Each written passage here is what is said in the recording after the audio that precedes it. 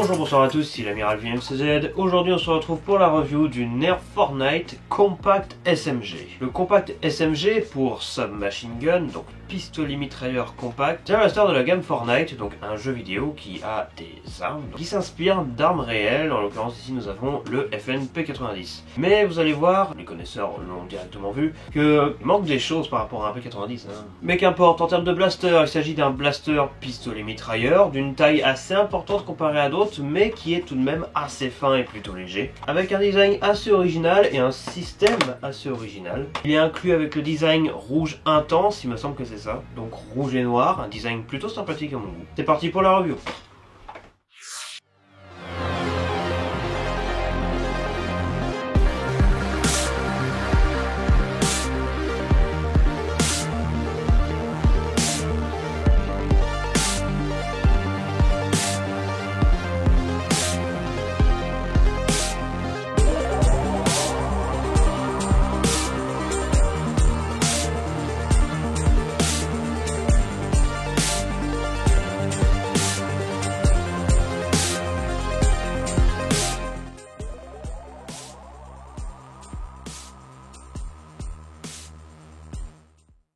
La revue du blaster commence par l'avant. Il y a un canon simple, rien de spécial à signaler. Non amovible, il n'y a pas d'attache canon, il n'y a strictement rien. Alors en termes de design, par rapport au jeu, j'ai cherché voilà une image de l'arme dans le jeu. C'est très ressemblant. Honnêtement, par rapport à Fortnite, le design est réussi. Mais on va pas se mentir, le canon est quand même vraiment bas. C'est comme ça dans le jeu, donc ça diffère pas ici, mais vraiment, vous vous doutez bien qu'avec la hauteur astronomique de ce qu'on a ici, et quand je dis astronomique, j'abuse à peine. Entre le haut et le canon, il y a 12 cm, presque. Quand même. Donc presque 12 cm entre là et là. Donc autant vous dire que pour viser, c'est pas possible. Mais il y a deux raisons principales pour lesquelles l'avant est aussi haut. Déjà, premièrement, pour correspondre à l'esthétique de ce qu'il y a dans le jeu. Ce n'est pas censé être un blaster dit efficace, mais qui doit absolument reprendre le design de ce qu'il y a dans le jeu. Et deuxièmement, parce que le système de ce blaster est assez particulier. Il fonctionne avec un chargement de fléchettes interne qui s'empile juste ici, donc les fléchettes sont à l'intérieur, précisément à cet endroit là, et qui partent vers le bas puis vers le canon, qui crée cette forme un peu spéciale. On remarquera bien entendu à l'intérieur de ce canon le pusher qui est tout au fond, mais surtout bien sûr les flywheels, donc un en haut, un en bas. D'ailleurs on pourrait se dire qu'esthétiquement le blaster est vraiment fin pour un blaster à flywheel, mais c'est un peu plus renflé, un peu plus gonflé de l'autre côté. On peut donc supposer que les moteurs sont de ce côté là. À l'arrière du blaster il y a une crosse, et c'est ici que ça coince un peu avec le design FN P90. Qu'un vrai P90 ça a une crosse bien plus longue. Or dans Fortnite visiblement eh bien ça a été coupé. Ça influe également sur le blaster. Mais bon, il y a tellement de gens qui disent que ah, j'aimerais bien avoir un nerf P90. Oh c'est tel ou tel nerf là ça me rappelle le P90. Voilà, vous l'avez pour de vrai. Honnêtement, c'est le plus réaliste qu'on ait eu dans la marque Nerf, soyons clairs. Mais malgré tout, par rapport à la poignée, la crosse c'est pas si courte que ça. Alors elle est plutôt courte, ça c'est vrai. Elle est très haute, mais elle est pas si courte que ça. Ça pourrait être pire, ça pourrait être mieux aussi. C'est vrai que par rapport à un vrai P90, voilà, il manque quelque chose. C'est une crosse non amovible, plutôt pas mal en termes de texture, un plastique plutôt doux. Mais c'est non amovible, non personnalisable, non extensible, c'est fixe. Et en termes de personnalisation, la seule chose que vous pourrez faire sur ce blaster, c'est y mettre un accessoire sur ce rail tactique. Sur le dessus, il y a plutôt grand rail tactique, mais bon, vu que c'est déjà assez haut comme ça, je ne vois pas ce qu'on pourrait y mettre. Et ça, mis à part, aucun autre ensemble de personnalisation, rien n'a changé sur ce blaster. Et je ne parlerai pas des organes de visée. La poignée est sincèrement petite. Vraiment, la première fois que j'ai prise en main, c'était spécial. La poignée est vraiment petite. C'est-à-dire qu'on a encore le traditionnel poignet relié à la crosse. Bon, ça, on a déjà vu des milliards de fois. Mais vraiment, j'insiste, la poignée est petite. C'est-à-dire que quand on la prend pour la première fois, c'est bizarre. Ma main est à la limite du rebord. Donc ça pourrait être pire, ça pourrait être plus petit, mais ça pourrait être mieux aussi. Encore une fois, c'est pour respecter le design de l'arme. Malgré sa taille petite, c'est plutôt carré à l'avant, ce n'est pas vraiment inconfortable. Le rev trigger a une course un peu courte, mais elle reste plutôt confortable malgré tout. Et on notera le bruit des flywheels, auquel peut peut-être paraître fort, mais c'est les flywheels les plus doux que je n'ai jamais entendus. Honnêtement, là, si vous osez me dire j'aime pas les flywheels parce que ça fait trop de bruit, vous déconnez. À un moment donné, ça fait pas de bruit ça. Je veux dire, je peux l'allumer, le laisser allumer constamment et discuter avec vous. Ça fait si peu de bruit que vous arrivez parfaitement à discerner ce que je dis. Après, il reste plus qu'à tirer. c'est d'une douceur indescriptible. La détente principale, bon lui je vais ouvrir. La pression sur la détente principale est plutôt simple, c'est un blaster semi-automatique, donc électrique, et qui peut comporter jusqu'à 8 fléchettes. Et qui peut comporter jusqu'à 8 fléchettes. Ah d'accord. On se fout un peu de ma gueule. J'aime pas trop les voleurs et les fils de pute. Comment on recharge ce blaster en termes de fléchettes? Ça se passe ici. La poignée à l'avant, qui plus est plutôt confortable, avec une espèce de sensation un peu caoutchouc ici. De même sur cette espèce de truc là. On peut peut-être frapper les adversaires avec, j'en sais rien. Mais surtout, cette poignée sert de réservoir à fléchettes. Ce qui n'est pas sans rappeler un ancien Air Fortnite qui était le TS, ou le Cosmer 12. Fusil à pompe méga, que l'on ramenait en arrière et que l'on rechargeait par le dessous ici, de façon similaire à ce qu'on peut voir sur le SPL, le Magnus et plein d'autres. On retrouve ici ce système mais sur un blaster électrique. C'est plutôt simple, une fois que le couvercle est ouvert, on ne peut plus démarrer les moteurs car il y a une sécurité. Et ensuite il ne reste plus qu'à mettre les fléchettes à l'intérieur du réservoir et on peut en mettre jusqu'à 8. Après la 8ème fléchette, ça bloque, vous ne pouvez plus en mettre de 9ème, c'est impossible. Ou alors c'est que vous avez tout pété. Étant donné que c'est un blaster où le réservoir part vers le bas, peut-être qu'avec une éventuelle modification, même si on enlève le ressort du système, ça va quand même continuer à descendre par la gravité. Après, si vous voulez jouer avec le blaster tel quel, je ne vous conseille pas d'aller le bidouiller dans des détails. Ça aura plus quelque chose à faire si vous voulez faire un mode avec ce blaster. Et encore, ce n'est pas officiel ce que je dis, n'en sais rien. Avec la notice, ce blaster est fourni avec 8 fléchettes élites standard de couleur rouge à tête noire. Ce sont des fléchettes élites d'une banalité sans nom, il n'y a vraiment rien de spécial à dire. C'est des fléchettes élites rouges avec une tête noire, avec le logo Nerf au bout, voilà, vraiment rien de spécial. Ça ne sert à rien que je les sorte pour le test de tir. J'utiliserai des végétalites classiques bleus, c'est exactement la même chose, il n'y a aucune différence. Et puis de toute façon, les végétalites standards, c'est juste pour faire le guignol, parce que si on veut être un peu plus pro, on aura tendance à prendre d'autres végétales un peu meilleurs. X-Shock ces derniers temps sont en train d'exploser leur vente avec les végétales Air Pocket. Ils ont sorti des rééditions avec une tête bleue, de quoi les confondre avec les XL, ça fait plaisir. Mais revenons au blaster, pour le recharger, donc vous ouvrez et vous mettez les fléchettes pointées vers l'avant, une par une. Et c'est là qu'intervient un problème par rapport à d'autres blasters similaires comme le Strife, le Phoenix, le Tank Charge. C'est que là, comme c'est un chargeur interne, autant sur un blaster mécanique ça peut être sympa, autant sur un électrique ça peut être assez pénible puisqu'on vide les fléchettes déjà bien plus vite. Pistolet mitrailleur en plus, donc on aura tendance à vouloir enchaîner les tirs, ça dépend de comment vous l'utilisez. Mais du coup, eh bien... déjà que c'est pas très confortable pour mettre les fléchettes, on est obligé de tenir le blaster comme ça, c'est un peu pénible. Mais surtout, il n'y a que 8 fléchettes là-dedans, donc je veux bien que ça reprenne le design, mais en termes d'utilisation pure et dure, ce ne sera pas ce qu'il y aura de mieux. Parce qu'une fois que vous avez mis les 8 fléchettes, il ne reste plus qu'à tirer.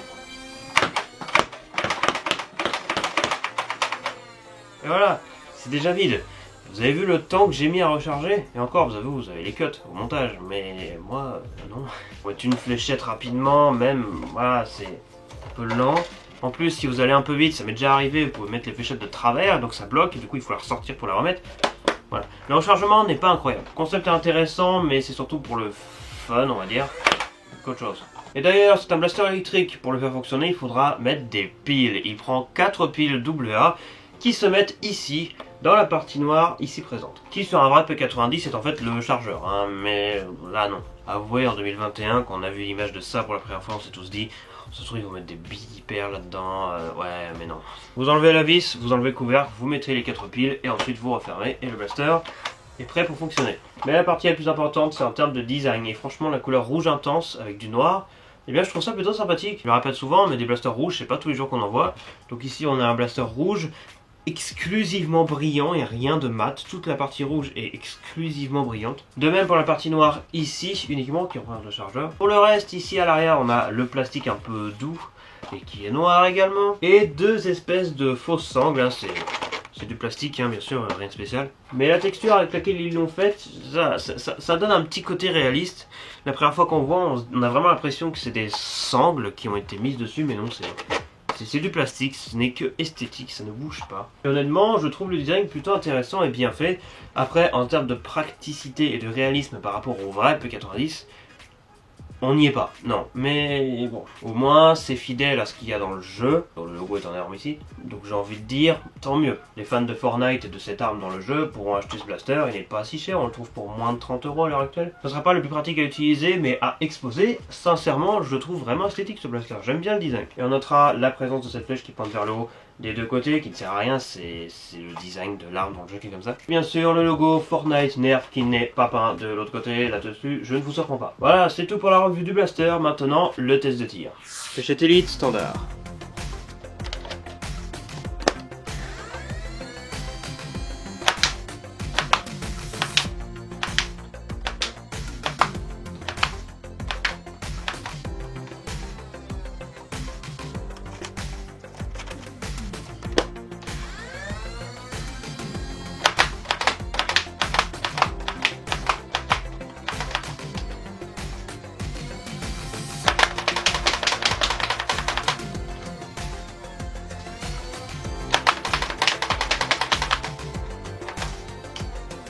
Profolet Dart.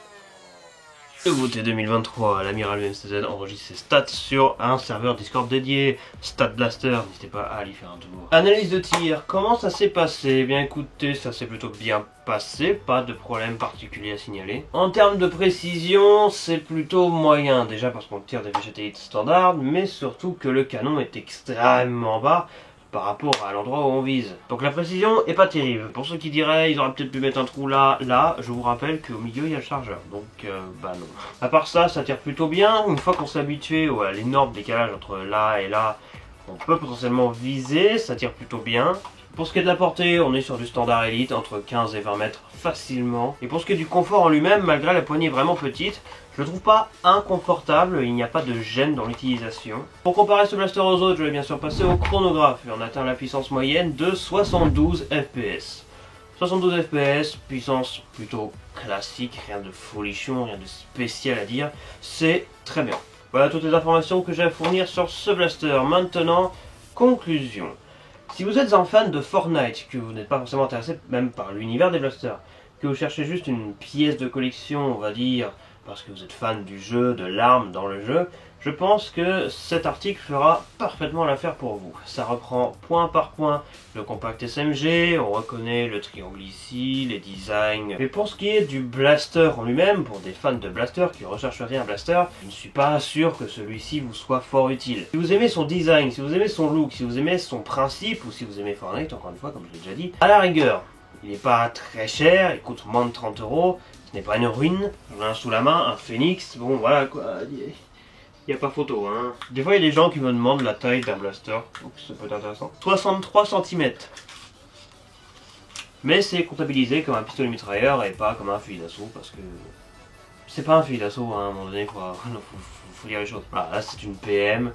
Quelque chose de basique, un peu grande certes, mais des PM grandes on en a déjà vu, hein, le percé, le match, mais bon eux ils ont une excuse, c'est qu'ils ont un système de taré, donc forcément ils sont énormes. Alors que lui, bon, voilà, c'est vraiment juste reprendre le design de ce qu'il y a dans Fortnite, et à mon sens ça le fait plutôt bien. Mais encore une fois, ça sera pour un collectionneur de Fortnite, pour un joueur de blaster.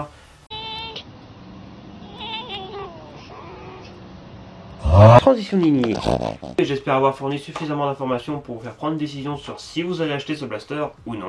Si la réponse est positive, vous avez un lien dans la description pour l'acheter. Merci à tous d'avoir regardé cette vidéo, j'espère qu'elle vous a plu. N'hésitez pas à vous abonner à la chaîne pour ne pas manquer la suite. Quant à moi, je vous dis à très vite pour une future vidéo de Nerf ou d'autres choses. Amiral UMCZ, bon rapport.